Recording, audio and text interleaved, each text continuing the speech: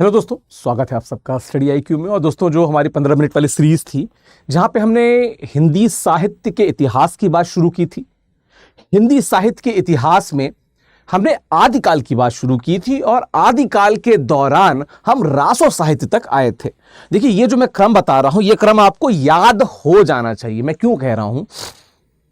देखो, हिंदी साहित्य की अगर बात की जाए, मैं बार बार हिंदी साहित्य बोल रहा हूं, मुझे और लग रहा है, पर ये बताना जरूरी है कि जो पेपर 1 और पेपर 2 है, ठीक है, उसमें जो पेपर 1 है ना, उसमें आपके नंबर खासकर जो खंड क है मैथमेटिक्स की तरह आते हैं। लेकिन पेपर 1 का जो पार्ट बी है, यानी कि जो खंड ख है, लोग उसको ना पता नहीं क्यों इग्नोर करते हैं। मैं आपको बताऊं, उस पर जितना अच्छा कमांड रहेगा, हिंदी पे उतना अच्छा कमांड रहेगा, कंप्लीट हिंदी पे। इसलिए कम से कम उसको इग्नोर मत कीजिएगा, इसका ध्यान रखिएगा, ठीक है। हम रासो साहित्य की बात कर रहे थे, लेकिन इसके पहले हमने सिद्धनाथ साहित्य की बात की है, जैन साहित्य की बात की है ना, हमने खुसरो की बात की है। हम अब रासो साहित्य की बात करते हुए कुछ कंक्लूजन तक जाने की कोशिश करेंगे। आशा है कि इसके पहले के वीडियोस आपने देखे हैं और आशा यह करता हूं कि इसके बाद की वीडियोस भी आप देखते रहेंगे। और मैं आपको इस बात की पूरी गारंटी देता हूं कि कम से कम इस सीरीज के द्वारा, ये अपने आप में अलग एकमात्र ऐसी सीरीज होगी पूरे YouTube के इतिहास में जहां पे एक वीडियो सीरीज के द्वारा आपको पूरा हिंदी साहित्य खत्म होते दिखेगा, मतलब पूरा हो जाएगा कवर, ठीक है। तो आपको किधर और जाने की जरूरत नहीं पड़ेगी, ठीक है। चलो, रासो साहित्य की बात कर रहे थे, कुछ बिंदु पे बात कर लेते हैं। पहली बात तो कि लास्ट हमने जब रासो साहित्य की बात की थी तो वहां पे कुछ बात ऐसी थी जो रह गई थी, उसी बात को हम आगे बढ़ाते हैं। रासो साहित्य के प्रामाणिकता के बारे में देखिए, जब हम इतिहास को कंपेयर करते हैं साहित्य से तो कई सारी चीजें बीच में आ जाती हैं। जैसे कई बार क्या है ना, लोग पौराणिक इतिहास और वास्तविक इतिहास को एक मान लेते हैं, दोनों में डिफरेंस है। यहां पे भी वही बात आएगी। मान लीजिए कि 11वीं 12वीं शताब्दी में या 10वीं 11वीं 12वीं शताब्दी में कोई कवि ऐसा रहा जो किसी राजा के दरबार का कवि रहा, दरबारी कवि रहा, चारण भाट, ये चारण भाट प्रकार का कवि रहा, जो कि चारण काल भी कहते हैं इसको। और वे लोग जो आके दरबार में राजा की प्रशंसा में गाना गाते थे और उसके क्या कहते हैं, अगेंस्ट राजा उनको शर्फियां देते थे, पैसे देते थे। तो चारण भाट या दरबारी कवियों द्वारा जो लिखा इतिहास होता है, उसमें इतिहास का पक्ष भी होता है और कल्पना भी होती है। क्योंकि जिस राजा के लिए लिख रहा है, उस राजा के लिए कुछ नेगेटिव बहुत लिख नहीं पाएगा। कहीं ना कहीं वो उस इतिहास में कल्पना को डालने की कोशिश करता है, ताकि जो कल्पना पूर्ण इतिहास हो, थोड़ा गौरव का, जैसे कहते हैं ना कि फीलिंग दे राजा को भी और बाद में जो लोग पढ़े भी। तो इसीलिए रासो के जो प्रामाणिकता है उसकी बात आ जाती है। आज हम डिस्कस करेंगे कि कितना प्रामाणिक है आदिकालीन साहित्य में जो रासो साहित्य, वो कितना प्रामाणिक है।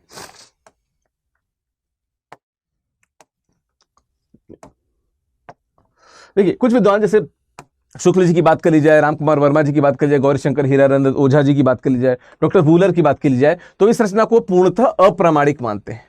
वैसे मैं आपको एक बात बता दूं, जब आप हिंदी साहित्य को थोड़ा मैच्योर तरीके से पढ़ोगे तो शुरुआत में, लगभग जो 20वीं शताब्दी की शुरुआत है ना, वहां पे पहले 50 साल में आपको बेसिकली दो प्रमुख हिंदी साहित्य के समीक्षकों के बीच में एक द्वंद्व देखने को मिलेगा, आचार्य हजारी प्रसाद द्विवेदी और आचार्य रामचंद्र शुक्ल। और यहां पे जितने साहित्यकारों के नाम लिखे हैं, ये बेसिकली आचार्य शुक्ल के ग्रुप के थे। बाद में आपको नंदलाल वाजपेयी, डॉक्टर नगेंद्र और नामवर सिंह जैसे बहुत सारे नाम दिखेंगे जो बेसिकली हजारी प्रसाद द्विवेदी जी के ग्रुप के कहे जाते हैं तथाकथित रूप से। कुल मिला के इसमें कोई डिफरेंस वाली बात नहीं है, ये विद्वानों के बीच का एक डिफरेंस रहता है जो कि बहुत जरूरी होता है। और मैं पहले भी इस बात को बता चुका हूं कि कैसे शुक्ल जी बनाम हजारी प्रसाद द्विवेदी का जो विवाद था, उसके कारण हमको इतना प्रामाणिक और इतनी अच्छी साहित्य की समझ मिली। ऐतिहासिकता जो साहित्य क्लियर रूप से नहीं हो पा रही थी, उसको क्लियर करने में दोनों लोगों के जो व्यू पॉइंट्स है उसका योगदान रहा है। तो ये लोग ये पूर्णतः प्रामाणिक मानते हैं। कुछ विद्वान जैसे आचार्य हजारी प्रसाद द्विवेदी इसे अर्ध प्रामाणिक मानते थे, कि यहां पे भी आपको डिफरेंस देखने को मिला, ठीक है। तो कई अन्य विद्वान, जिसमें मिश्र बंधु, श्याम सुंदर दास, गासा दत्तासी, जॉर्ज ग्रियर्सन, कर्नल दाट, जॉन चीम्स आदि शामिल हैं जो इस रचना को प्रामाणिक मानते हैं। देखिए, प्रामाणिक मतलब पूरी तरीके से सही है, अर्ध प्रामाणिक कुछ इतिहास से कुछ कल्पना है, और पूर्णतः प्रामाणिक मतलब कल्पना ही है। खैर, आप इस बात को जानते होंगे कि जो द्विवेदी जी का जो पक्ष है, जहां पे वो अर्ध प्रामाणिक कह रहे हैं, कुल मिला के हम उसी निष्कर्ष की तरफ ही आगे बढ़ेंगे। क्योंकि इतिहास की बात कर ले, तराइन के युद्ध की बात कर ले, तो पृथ्वीराज चौहान के बारे में पता है, गौरी के बारे में पता है, गौरी नहीं गोरी के बारे में पता है, और चंद्रबरदाई के बारे में हमें पता है। भाई उन्होंने तो लिखी ही है। एकदम से इसको अप्रामाणिक घोषित कर देना तर्कपूर्ण नहीं लगता है। और जब आप आचार्य हजारी प्रसाद द्विवेदी ऑफ स्कूल को फॉलो करेंगे ना, तो आपको लगेगा कि बहुत सारी तार्किक चीजें हुई, इसीलिए कहीं ना कहीं अज्ञेय या बाद में मुक्तिबोध वो द्विवेदी जी से सामने न दिखाते हुए भी कहीं ना कहीं द्विवेदी जी के आसपास ही दिखते हैं। ठीक है, वजह तार्किकता। जैसे मुक्तिबोध यथार्थ की बात हमेशा करते हैं, अज्ञेय बात करते हैं, वैसे ही द्विवेदी जी भी। क्योंकि अगर द्विवेदी जी जैसे लोग ना होते तो शायद हम कबीर को उस रूप में ना देख पाते, शायद हम निराला जी को उनका श्रेय न दे पाते, बहुत सारे, प्रेमचंद जी, क्योंकि शुक्ल जी ने तो बहुत सारे लोगों को साइडलाइन कर दिया था। ठीक है, तो कर्नल दाट इन लोग ने क्या माना, इसको प्रामाणिक रचना माना। ठीक है, बात आगे इसकी की जाए तो रासों की प्रामाणिकता क्या है, आचार्य शुक्ल जी क्या कहते हैं? आचार्य शुक्ल कहते हैं कि इस रचना की भाषा बिल्कुल बेठिकाने है, उसमें व्याकरण आदि की कोई व्यवस्था नहीं है। व्याकरण आदि कोई व्यवस्था नहीं है। मैं पिछली कक्षा में भी इस बारे में बात कर चुका हूं, जो लास्ट वीडियो था वहां पे भी मैंने ये बात बताने की कोशिश की थी कि आचार्य शुक्ल जी थोड़ा ज्यादा रिजिड नहीं हो रहे। भाई आपका जो ग्रामर है, मतलब आप जो इस वीडियो को समय देख रहे हैं, आपका जो ग्रामर है आपके पुरखों से के ग्रामर से बहुत दुरुस्त होगा, उनका ग्रामर उनके पुरखों के ग्रामर से दुरुस्त होगा। तो भाषा इज लाइक अ रिवर ना, नदी के समान है।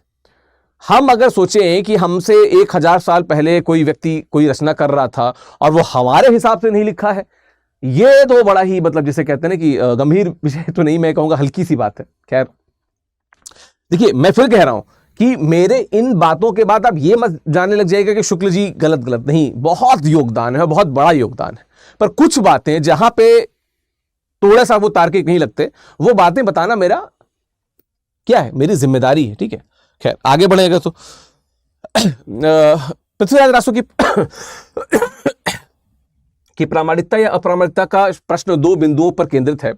पहली समस्या यह है कि इस रचना के 4 संस्करण उपलब्ध हैं और यह निश्चित करना कठिन है कि इसमें से कौन सा संस्करण प्रामाणिक है। ठीक है, रासो के 4 जो संस्करण उपलब्ध है क्या है? वृहद, मध्यम, लघु और लघुतम। मतलब जैसे कि ना कि एक ने समरी लिखी, अगले ने उसकी भी समरी लिखी, अगले ने समरी की समरी लिखी, फाइनली सिर्फ सेंट्रल आइडिया लिख दिया। इसका कारण यह है कि जो साहित्य आदि काल में रचा गया उसमें आगे के बहुत से कवियों ने मतलब उसमें प्रक्षेप यानी कि चीजों को और जोड़ा। ठीक है, इस कारण रचना में कई ऐसे अंश शामिल हो गए जो संभवतः इसके मूल रचनाकार द्वारा नहीं रचे गए हों। ठीक है, पुनः इस रचना के अंतर्गत जो घटनाएं, तिथियां और वंश परंपराएं वर्णित की गई हैं, उनकी ऐतिहासिक प्रामाणिकता भी क्या है, संदेह के घेरे में है। और इस बात पे मैं बिल्कुल शुक्ल जी के साथ हूं, क्योंकि बहुत सारी चीजें, जैसे हम सुनते हैं कि 4 बांस 24 गज अंगुल अष्टप्रमाण, ताऊ पर सुल्तान है, मत चुके सोहान। इन्होंने पृथ्वीराज चौहान ने बाण मारा, उनकी आंख पे लगा, वो गिर गए और फिर एक दोनों को कटार भोर के ये मर गए। असलियत ये नहीं है। इतिहास आप सिर्फ विकिपीडिया कर लोगे तो शायद आप एक असमंजस में रहो या आपको लगे कि शायद वो सही सोर्स नहीं है, पर देयर आर न्यूमरस सोर्सेज जहां से आपको पता चलेगा कि वास्तविकता में पृथ्वीराज चौहान जी की मृत्यु हो चुकी थी जेल में। तो ये तो कुछ अलग सा काव्य रचा गया है। गौरीशंकर हीरारन ओझा ने इस रचना को अप्रामाणिक सिद्ध करने के लिए निम्नलिखित आधार प्रस्तुत किए। क्या? चौहान सूर्यवंशी क्षत्रिय, न कि अग्निवंशी क्षत्रिय। ठीक है, जाहिर सी बात है, चौहान जो थे वो सूर्यवंशी क्षत्रिय थे, ये इन्होंने बोलता क्योंकि उसमें अग्निवंशी बताया गया, अग्नि। ठीक है, चौहानों को आबू के अग्निकुंड से उत्पन्न बताया गया, अग्निकुंड से उत्पन्न बताया गया, किसमें? पृथ्वीराज रासो में। दूसरा, चौहानों की वंशावली के 44 नाम प्रस्तुत, जिनमें से सिर्फ 7 ही प्रामाणिक है। तो जो ये 44 नामों की बात की गई जो चंद्रबरदाई जी ने प्रस्तुत किए, बेसिकली उसमें से 7 ही प्रामाणिक नाम निकल के आए इतिहास में। पृथ्वीराज की माता का नाम कमला देवी बताया गया है, जबकि ऐतिहासिक साक्ष्यों में उनका नाम क्या है? कर्पूरी देवी है। तो जो नाम कमला देवी हमें देखने को मिलता है, बेसिकली वो क्या है? कर्पूरी देवी है। ठीक है, आगे क्या है? पृथ्वीराज जी की माता का नाम कमला देवी बताया गया है, जबकि ऐतिहासिक साक्ष्यों में ये हो गया। पृथ्वीराज चौहान होना चाहिए कि पिता की मृत्यु की तिथि और उनसे संबंधित कई अन्य घटनाएं काल्पनिक है, डेट भी काल्पनिक है। पृथ्वीराज की बहन प्रथा का विवाह समर सिंह से होना बताया गया है, जबकि यह संभव नहीं है क्योंकि समर सिंह पृथ्वीराज की मृत्यु के पश्चात 100 वर्षों तक जीवित रहे थे तो फिर वही बात कि 100 वर्षों तक जीवित रहते, मतलब कि पृथ्वीराज के बाद ही, मृत्यु के बाद ही उनका जन्म हुआ है कहीं ना कहीं, तो ये भी अप्रामाणिक दिखता है। पृथ्वीराज रासो में पृथ्वीराज के 14 विवाहों का वर्णन है, जबकि 30 वर्ष की अवस्था में इनकी मृत्यु हो गई थी। तो अब ये भी लगता है कि 30 वर्ष की अवस्था में 14 विवाह उन्होंने कैसे किया होगा, फिर ये 30 वर्ष वाली बात, ठीक है। कई ऐसे शब्द है या कारक चिन्हों क्रिया रूपों का प्रयोग हुआ है जो 16वीं शताब्दी की भाषा के प्रतीत होते हैं। तो ऐसा लग सकता है कि 16वीं शताब्दी में बहुत सारी चीजें इसमें क्या हुई, ऐड हुई हैं। पृथ्वीराज का जन्म और मृत्यु का क्या कहते हैं, संभवतः इतिहास द्वारा स्वीकृति नहीं है। तो जन्म मृत्यु का जो संवत है, जो समय है, वो क्योंकि हम सबको 1198 के बारे में पता है हुआ है, हमको तराइन के युद्ध के बारे में पता हुआ, हमको मोहम्मद गोरी के बारे में पता हुआ, पर अगर आप पृथ्वीराज रासो देखोगे तो उसमें एक अलग ही डेट है। तो शायद से कल्पना का प्रयोग कर लिया हो माननीय शरद बरदाई जी ने। पृथ्वीराज रासो में बताया गया है कि अंधे पृथ्वीराज ने गोरी को, ये बार बार गौरी लिख रहा है, गोरी होने को मार डाला था, जबकि इतिहास में माना जाता है कि गोरी की मौत 1206 ईस्वी में खोखरों या गक्करों के हाथों हुई थी, ठीक है। तो इसका मतलब क्या है कि पृथ्वीराज चौहान के हाथों उनकी मृत्यु नहीं हुई थी, ठीक है। समग्र रूप से अगर देखा जाए तो हम ये कह सकते हैं कि पृथ्वीराज रासो की भाषा, उसमें वर्णित घटनाएं, तिथियां इत्यादि कई ऐसे प्रसंग हैं जो इस रचना की प्रामाणिकता पर संदेह पैदा करते हैं। वस्तुनिष्ठ समीक्षा करें तो मानना पड़ता है कि इन रचना में ऐतिहासिक प्रामाणिकता का उतना ध्यान नहीं रखा गया है जितना किसी रचना से अपेक्षित होता है। इसका मुख्य कारण क्या है? दरबारी माहौल और चारण परंपरा, जिसमें कवि का उद्देश्य अपने राजा की प्रशस्ति करना अधिक होता है, ऐतिहासिक वस्तुनिष्ठता को बनाए रखना कम। शुरुआत मैंने इसी बात से की थी कि जब चारण और भाट इतिहास लिखते हैं तो जाहिर सी बात है कि जो इतिहास होता है, माफ करना थोड़ा गला ठीक नहीं है मेरा, जो इतिहास होता है आप इतिहास से कॉम्प्रोमाइज कर लेते हो, बहुत सारी चीजें छूट जाती हैं। इसका दूसरा पक्ष भी है कि कई इतिहास ग्रंथों को ऐसा बताया जाता है कि ये जानबूझ के किसी के विरोध करने के लिए या किसी को नीचा दिखाने के लिए भी लिखे गए हैं। तो दोनों पक्ष हमें मिलते हैं, पर दोनों ही पक्ष हमें इतिहास की वास्तविक जानकारी नहीं देते हैं। तो कहीं ना कहीं बहुत सारी चीजें जो इसमें मेंशन है प्रामाणिक नहीं है। लेकिन किसी पुस्तक में अगर 60% चीजें प्रामाणिक हैं, 40% अप्रामाणिक हैं, तो हम उसको अप्रामाणिक तो नहीं कहेंगे, अर्ध प्रामाणिक कह सकते हैं। तो हजारी प्रसाद द्विवेदी जी का जो कंक्लूजन है, team of Hazari Prasad Dwivedi, school of Hazari Prasad Dwivedi ji का जो कंक्लूजन है, हम उसके साथ बिल्कुल हमें जाना चाहिए, ठीक है। तो कंक्लूजन जो इसका है वो यही निकल के आता है।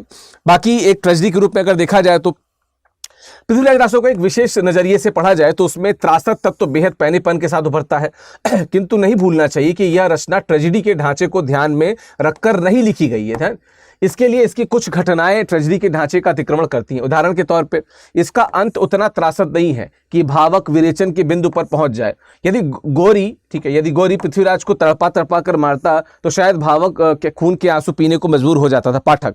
किंतु अंधे पृथ्वीराज द्वारा गोरी का वध और फिर दोनों मित्रों का एक दूसरे को मार डालना, कटार डाल के, तत्कालीन सामंती राजपूती मानसिकता की दृष्टि से दुखद अंत नहीं, गौरवपूर्ण अंत है। भाई हम उसके कैद में हैं और हम चोटिल, फिर भी हम पृथ्वीराज चौहान को, मोहम्मद गोरी को मार देते हैं किसी के द्वारा कहे गए एक मंत्र के कारण, क्योंकि हमें शब्द भेदी बाण चलाना आता और हमने मार दिया। और फिर दोनों को, क्योंकि स्वतंत्र रहे, स्वतंत्र मरेंगे, एक दूसरे को मार सकते हैं, हमको कोई नहीं मार सकता। बिल्कुल भी चंद्रशेखर आजाद जी वाली चीजें तो वो कहीं ना कहीं यहाँ पे हमको देखने को मिलती है। जिस दौर में सच्चे क्षत्रिय को 18 वर्ष से अधिक, बता ना 18 वर्ष ले कुकुर जिए, उससे अधिक धिक्कार, जो मैंने पिछले वीडियोस में बताया था, को जीने की अधिक न जीने की सलाह दी जाती हो, जहां नायिका युद्ध में भगोड़ा होने के बजाय अपने पति की मृत्यु की दुआ मांगती हो, और जहां लड़ते लड़ते मरने वाला व्यक्ति ही अमर होता हो, वहां यह मौत थोपी हुई नहीं बल्कि मांगी हुई यानी कि अर्जित की हुई प्रतीत होती है। तो इसका मतलब कि फिर वही बात कि जिस आधार पर ग्रंथ लिखा गया, जिस भाव को ध्यान में रख के ग्रंथ लिखा गया, यह खुद भाव का ही क्या करता है, आक्रमण करता है, अतिक्रमण करता है, ठीक है, आक्रमण नहीं अतिक्रमण करता है। तो ये बात यहाँ पे हमको देखने से मिलती है। ये मेरा टेलीग्राम चैनल है @ऑफिशियल विकास करके आप इससे जुड़ सकते हैं। अभी तक हमने जो बात की वहां पे हमने हिंदी साहित्य के आदिकाल की बात की। अब यहां से जो हम बात करने जाएंगे, पूरी तरीके से ध्यान लगा के सुन लीजिए, भक्ति काल की हम लोग बात करेंगे, और भक्ति काल आप बिल्कुल भी नहीं मिस कर सकते, आपको नहीं मिस करना चाहिए। जब भक्ति काल की बात करेंगे तो भक्ति काल के दौरान हम उसकी जो 4 शाखाएं हैं, यानी कि सगुण में राम भक्ति धारा और कृष्ण भक्ति धारा, और निर्गुण में संत धारा और क्या कहते हैं प्रेमाश्रय धारा और सूफी धारा, संत या ज्ञानाश्रय और प्रेमाश्रय या सूफी धारा को बहुत ध्यान से पढ़िएगा। और इनके जो सभी में जो प्रमुख कवि हैं उनकी जब बात करूं तो और ध्यान से, तुलसीदास, सूरदास, कबीरदास और मलिक मोहम्मद जायसी, जब भी इनकी बात हो, जिक्र हो, प्रॉपर अटेंशन देके आप कोशिश कीजिएगा कि उनको पढ़ें। आप कोशिश ये और कीजिएगा कि इस सीरीज को लगातार देखते रहें।